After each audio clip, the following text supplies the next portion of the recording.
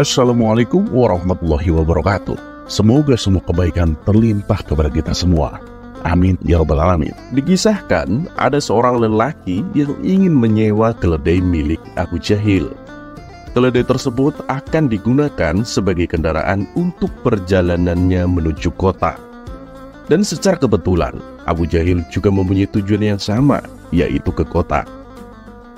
Baiklah kawan, aku sewakan satu keledai milikku. Aku akan naik keledaiku yang lain aja. Dan sekalian, kita bisa pergi bersama-sama, kata Abu Jahil. Berapa harga sewanya? Tanya si lelaki. Ya 5 dinar lah, kurasa itu harga yang wajar, jawab Abu Jahil. Si lelaki pun setuju dan langsung membayarnya. Maka berangkatlah keduanya menuju kota. Di tengah perjalanan, lelaki tersebut mengajak Abu Jahil untuk beristirahat sebentar. Karena saat itu terik sinar matahari sangat panas, si lelaki duduk di bawah naungan keledai yang disewanya. Melihat hal itu, timbul sifat serakah pada diri Abu Jahil. Ia pun lalu memberitahu kepada si lelaki bahwa bayangan keledai yang menaunginya belum termasuk dalam sewa. Dan si lelaki harus membayar biaya tambahan untuk itu. Tentu saja si lelaki tak terima dan tak mau membayarnya. Akhirnya terjadilah pertengkaran antar keduanya. Karena tak ada yang mau mengalah, pertengkaran pun semakin memanas. Ya dah, gini aja, kita selesaikan masalah ini di pengadilan, tantang Abu Jahil. Ayo, siapa takut? Balas si lelaki. Dan singkat cerita, sampailah keduanya di ruang pengadilan. Di hadapan Tuan Hakim, Abu Jahil berkata, "Yang mulia Tuan Hakim, orang ini kan menyewa keledai saya. Dia hanya menyewa tubuhnya, bukan bayangannya. Jadi jika dia ingin menggunakan bayangan keledai itu, dia harus membayar biaya tambahan. Tapi dia malah menolaknya, Tuan Hakim." Mendengar aduan Abu Jahil itu, Tuan Hakim agak terkejut dan heran. Sebab ini adalah perkara aneh yang belum pernah ia dengar. Tapi sebagai hakim yang bijak, ia tetap meladeninya dengan adil. "Emang benar begitu?" tanya Tuan Hakim kepada si lelaki. "Benar ya mulia, saya memang menyewa keledainya. Tapi bayangan yang saya gunakan kan juga berasal dari keledai tersebut. Lalu kenapa saya harus membayar?" ujar si lelaki. Abu Jahil pun langsung menyahut, "Ya karena yang kamu sewa itu hanya keledainya, bukan peserta bayangannya. Jadi harus ada biaya tambahan dong." Pertengkaran pun kembali terjadi, dan kali ini lebih hebat dari sebelumnya. Sementara Tuan Hakim yang tak mau ambil pusing segera memanggil Abu Nawas untuk menyelesaikan masalah ini. Ketika Abu Nawas sudah datang, ia lalu diberitahu oleh Tuan Hakim pokok permasalahan yang sedang diributkan. Kemudian Abu Nawas berkata kepada keduanya, "Baiklah, aku akan memberikan keputusan yang adil terkait masalah yang menimpa kalian. Abu Jahil, gugatanmu untuk meminta biaya tambahan itu sudah benar. Karena orang ini kan hanya menyewa keledaimu, bukan beserta bayangannya. Sekarang beritahu aku, berapa biaya tambahan yang kau inginkan?" tanya Abu Nawas. "Sama seperti harga sewa keledai lah, 5 dinar, jawab Abu Jahil. "Dan kamu, sekarang keluarkan uang 5 dinarmu, perintah Abu Nawas kepada si lelaki. "Tapi Tuan, ini hanya sisa uang yang aku miliki. Kalau aku memberikannya, besok anak dan istriku akan makan apa?" kata si lelaki menahan tangisnya. "Sudah, turuti saja perintahku," tegas Abu Nawas. Akhirnya dengan terpaksa, si lelaki mengeluarkan uang 5 dinar dan menyerahkannya kepada Abu Nawas.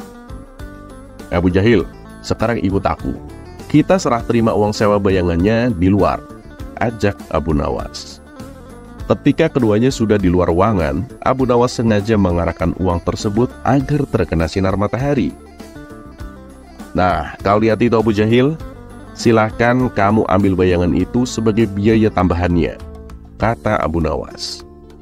Loh, kok gitu? Yang aku minta uang aslinya lah. Dengar Abu Jahil, sewa keledai itu dibayar pakai uang asli. Kalau sewa bayangan keledai, ya dibayarnya pakai bayangan uang. Jelas Abu Nawas. Mendengar hal itu, Abu Jahil pun merasa kecewa. Rencana busuknya untuk mendapatkan uang tambahan menjadi gagal gara-gara akal cerdik Abu Nawas. Sementara si lelaki yang tadinya bersedih kini menjadi ceria karena uang 5 dinarnya bisa kembali.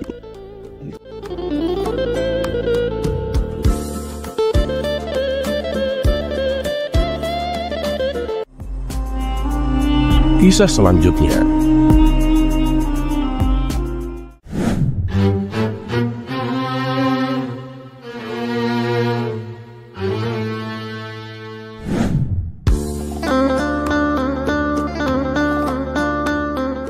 Memang betul, pepatah mengatakan mulut lebih tajam daripada pedang.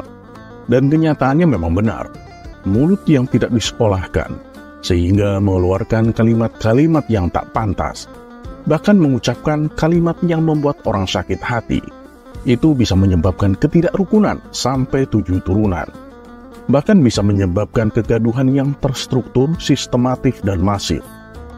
Dan hal ini pun disadari oleh Raja Harun al-Rasyid. Baginda Raja menerapkan peraturan baru.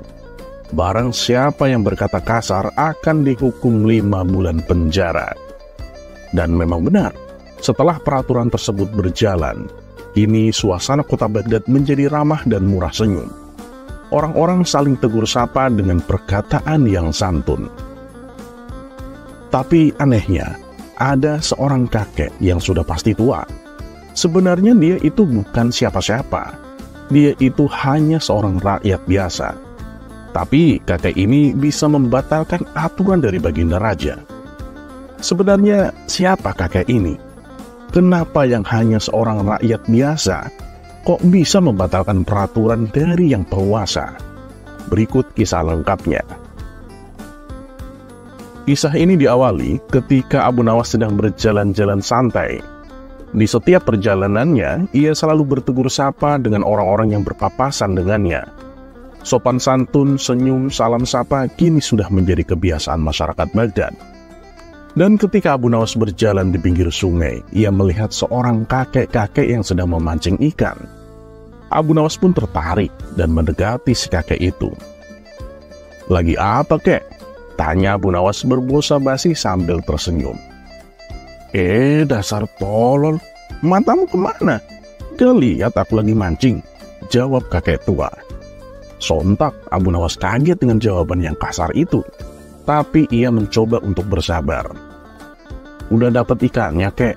Tanya Abu Nawas kembali. Belum, tolol, berisik, banyak omong kamu, jawab kakek tua. Sabar masih bisa dipegang Abu Nawas. Ia masih dengan tersenyum dan kemudian bertanya, "Emang umpannya pakai apa, kek?" "Ya pakai cacing lah, tolol," jawab kakek tua. "Pantesan gak dapet-dapet. Coba pakai biji kurma, kek," saran Abu Nawas. "Loh, emang bisa?" tanya kakek tua itu penasaran. "Ya nggak bisa lah, tolol," balas Abu Nawas dengan sedikit teriak untuk meluapkan semua emosi yang diumpetnya sedari tadi. Saking kagetnya, si kakek pun jatuh pingsan. Seseorang yang kebetulan melihat hal itu segera melaporkannya kepada Baginda Raja. Maka dibawalah Abu Nawas untuk diadili. "Benar, kamu berkata kasar, Abu Nawas?" tanya Baginda Raja. "Benar, Paduka Yang Mulia," jawab Abu Nawas. "Apa alasanmu melakukan itu? Apalagi kepada kakek tua? Kasihan, dia sampai pingsan begitu, Abu Nawas," ujar Baginda Raja. "Loh, saya kan hanya membalas perkataan dia, Paduka," sahut Abu Nawas. "Sudahlah, apapun alasannya, kau tetap harus dihukum, Abu Nawas," timpal Baginda Raja.